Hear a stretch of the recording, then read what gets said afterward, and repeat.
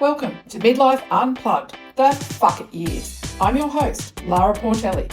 This is the space where we strip away the polite BS, rip the gloves off and get real about what it means to thrive in our second act. Each week, I'm joined by a guest who's walking their own bodacious midlife path. We're talking menopause, divorce, reinvention, and everything in between. Buckle up, because this isn't your mother's midlife crisis. This is Midlife Unplugged. Hello and good morning, everybody, and welcome back to Midlife Unplugged, the Fuck It Years. I'm your host, Lara Portelli, and today we have the lovely LauraAura, all the way from Pennsylvania in the United States of America. So Laura, welcome to the show, and I'm really happy and intrigued to unpack your life experience and some things that have been happening for you in life and got you to where you are today. And the first question, I guess, or I'd like to ask you is, what's your fuck it moment? What's got you to the point where you are today? And we've talked about, you've done several podcasts, and what got you to that point where you are today, where you said that enough was enough in the life you were living at the time, that you weren't happy, and that where you are today? I think I've had a couple fuck it moments, to be honest with you. But the one that comes to the front the fastest is when I decided to sell the business that I had built and ran for 16 years, to leave the industry completely and start all over as a full-time public speaker and coach. So long story short, my background is in graphic design. I worked with small businesses for many, many years, 20 years. And I loved that business. I thought I would do it until the day that I left this planet. I loved it until I didn't. I did everything that I wanted to, and then some. We had some great success. We had some great failures. But, it was one of those things where I lost the love for it. The zest went away, the excitement. I remember starting to wake up in the morning feeling dreadful about the work that I had to do. Clients were shifting around. I didn't want to add new clients. I stopped marketing my business, right? Like, I was just noticing all these cues that something might be shifting. And one of my biggest cues was I got asked to speak at a women's event, which normally I'm all in on, right? But they asked me to speak about branding. And I was like, I don't want to do that. I don't want to do that. And I turned it down, and that was like, okay, Laura, there's some introspective stuff going on here. You really need to think about. The biggest client that we had at the time, their contract was ending. I didn't want to replace them. And so it just kind of all came together in a moment where I was like, I have to make a decision here. Like, what am I going to do? Am I going to keep doing the thing that I know because I feel like that's what I should do? Or am I going to let it all go? And am I going to go after the thing that I really want to do, which is to speak and coach? I had already been speaking. I'd already been coaching. I already had the Gutsy podcast at that time, but I wasn't putting I don't know, maybe 10 or 15% of my time and effort into it. And I was getting all boo-hooey about why it wasn't working and why it wasn't taking off. And I was like, I'm in a fork in the road. What am I going to do? And I had a really good, ugly meltdown. I got very honest with myself. What do I actually want? I want to speak and coach. I decided to sell the agency. That was in July of 2023. By that December, it was sold, and I left the industry. So it happened very quickly. But I think when you're in alignment, I think that when you get very honest with yourself and then you take the action that backs it up, I think that things can happen very quickly. So that's probably one of my recent fucking moments. I like that. You must have known some, because you've already had the podcast in play. So there must have been a little part of you that knew you want, as you were saying, you wanted to do the coaching and keynote speaking. However, you weren't giving it you were giving it 10 or 15%. And that once you turned that, you listened to yourself and your instinct and your inner self, things started to turn around. And that's the next thing I'd like to talk to you about, Laura, and ask you, is the trust factor. You talk a lot about trust.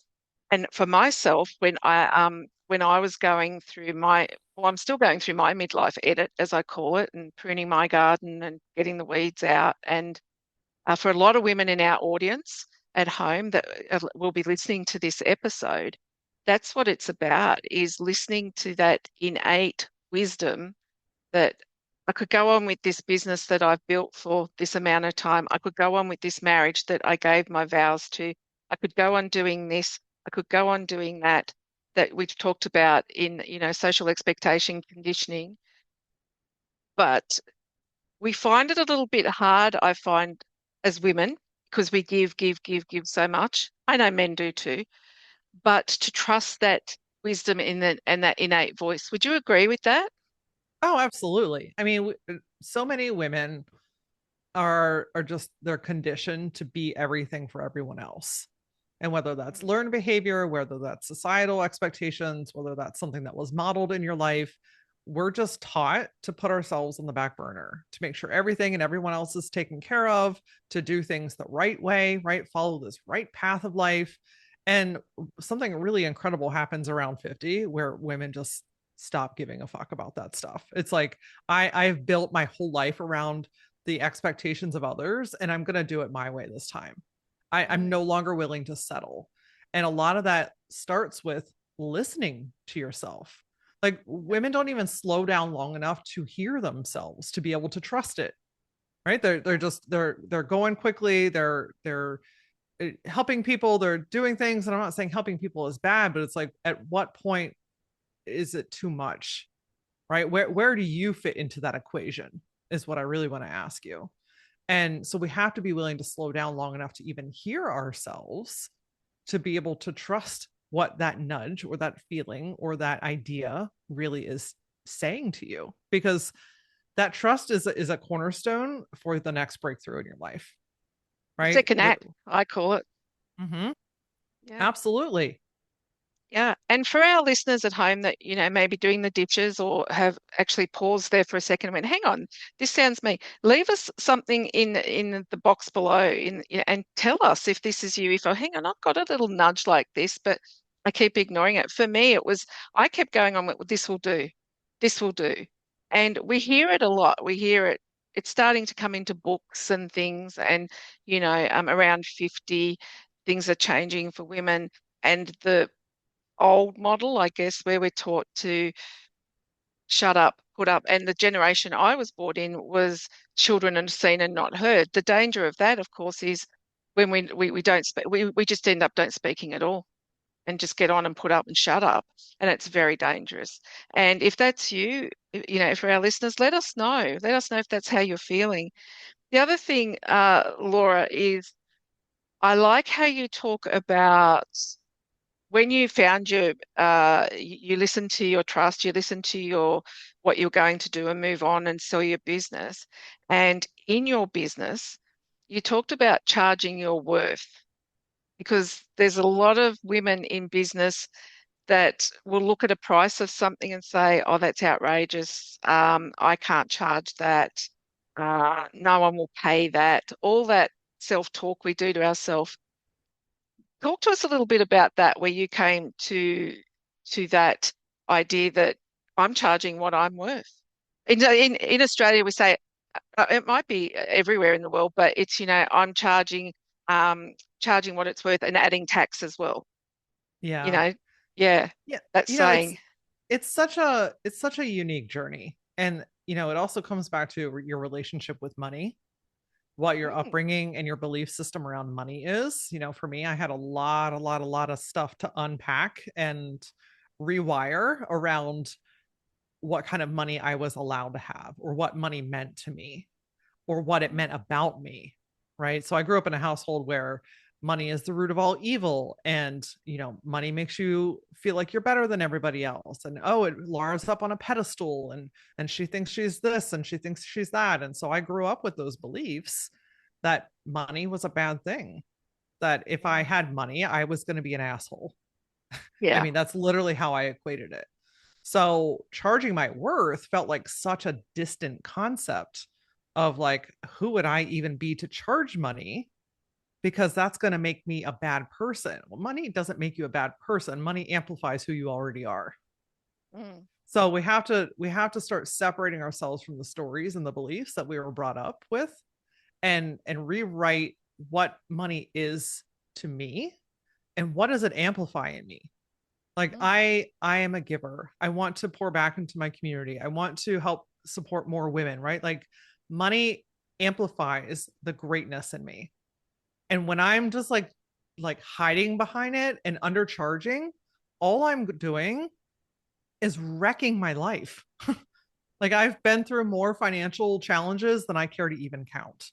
And there was just this moment where I was like, I can't keep repeating this cycle. One, it's not my cycle, so I need to get out of it. But two, this choice, because that's what it is, a choice to undercharge or not charge at all, is stopping me from fulfilling a purpose that I have, which is to Mm. help and guide and support more women. So I had to reframe and re-look at the way that I looked at money, the way that I felt about money. I've had to repair my relationship with money. And now it's just a non-negotiable. Like Mm. money allows me to do the work that I was intended to do and help the people on this planet that I was intended to help. So I can't be undercharging. We don't have time for that anymore. I like that, and I can somewhat concur with that. Growing up, that don't be big-headed about it. Stay back in your lane. Who do you think you are? Tall poppy syndrome. Don't get above your station. And it's a little bit that you can feel the calling. You need to help other people, and to do that, you need to have resources and to put back into your community, to put back into the world as large. To, as you were saying, it's not about your relationship or my relationship with money. It's about what we've been told Yeah. about money and repairing. And I like that. I like that it's repairing your relationship with money. I think that's fantastic because, yeah, if you have a crappy relationship with money, um, how can you go on and charge your worth? Exactly. Laura, the other thing I want to talk to you about, and I love that you mention, is the word no. No. I And you're love a good not I love a good no. It still makes me a little antsy sometimes, but it's a antsy in what word way? in antsy in the way usually for me it's paired with I don't want to rock the boat or upset somebody. Yeah. I don't want to let somebody down. I don't want to, mess with somebody else's ideas or plans or whatever, but at anytime I say yes when I know that I'm supposed to say no, again, that comes back to trusting yourself, which means slowing down long enough to listen to what that looks and feels like in your body. See, it's all connected here. Anytime I go against myself, I don't trust when I want to say no and I say yes instead.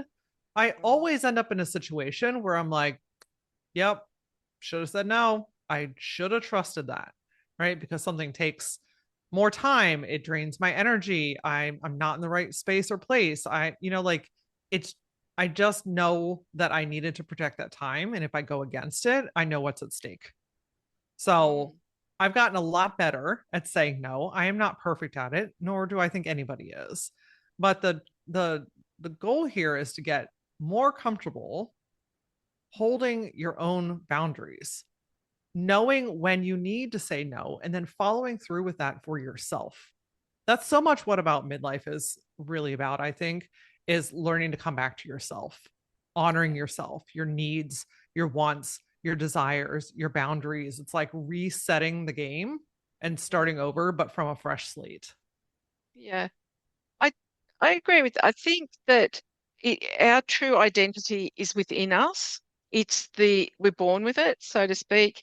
It's what's the word I'm looking for? Uh, the messages that we get sent on the road in life that no, that's not what girls do. That's not what you need to do. And to some degree, the education system, if only it taught us a little bit more about I know we all need to learn to read and write, and it's all very important, and I get all that. I was only thinking the other day, though, a lot of what I learned in high school, I think we could It's have, gone. It's gone. Yeah, absolutely. And I think we could have done with learning some more life skills. Would Yeah, you I agree mean with that?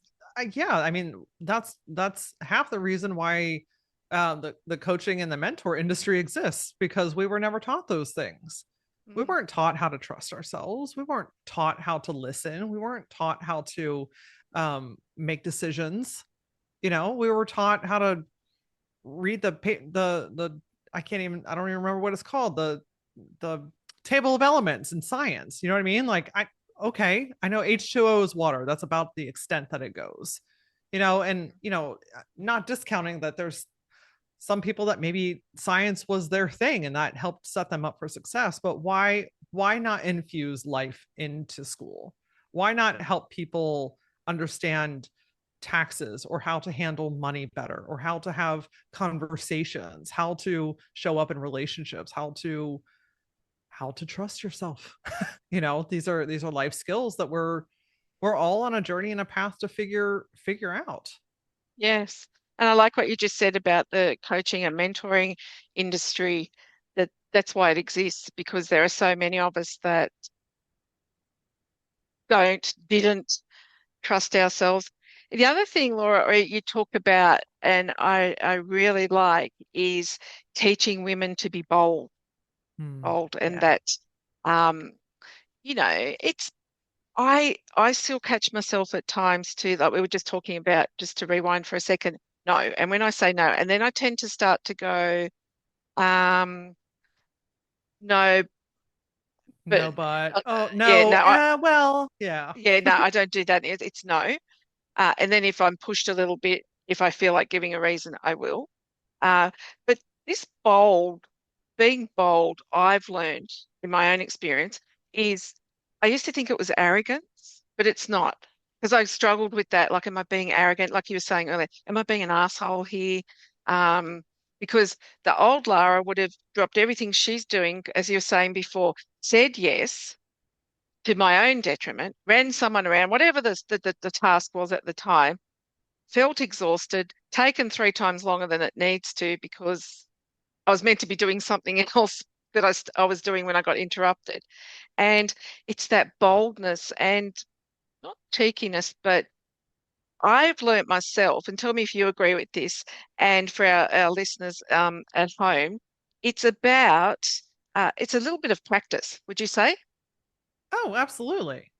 I mean, anytime you do anything new or that you're not used to, it takes practice. You're gonna flub it up a little bit. It's gonna feel awkward. You might feel like you might say no and then go home and like hyperventilate a little bit because you're like, oh my gosh, what did I just do? You know what I mean? But it's not because it's wrong. It's because it's new. It's new to you. And the only way that the things that you know and do right now that are familiar, that are like you can do with your eyes closed, the only reason that they're so comfortable and familiar is because at one point you were new at it and you stuck with it. And so the Mm, same goes with trusting yourself, with saying no, with holding boundaries, with charging your worth. Like any of these changes that you're making in this phase of your life, starting over in a relationship, it's not wrong because it's uncomfortable. It's uncomfortable because it's new. So if you give mm, yourself that grace to say, okay, this feels a little bumpy, this feels a little awkward, this feels a little like, ooh, what am I doing? I mean, you're just simply at the beginning of a new journey. And if you mm, stay on that journey, you're going to get the results that you're looking for. mm. And do you believe, Laura, or that there's more women today that we talk about, when we approach our 50-year mark, that are listening?